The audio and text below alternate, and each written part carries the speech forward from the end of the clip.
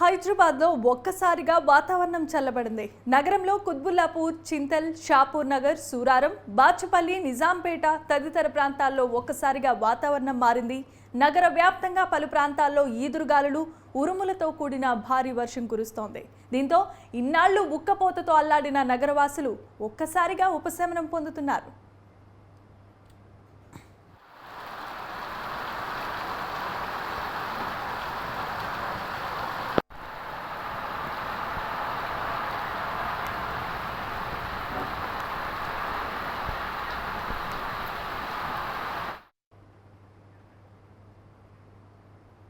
రంగారెడ్డి జిల్లా షాద్నగర్లో కూడా వర్షపాతం నమోదైంది. దాంతో ఒక్కసారిగా వాతావరణం చల్లబడింది.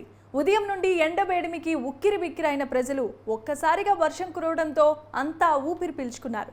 ఉరుములు, మెరుపులతో కూడిన భారీ వర్షం కురిసింది.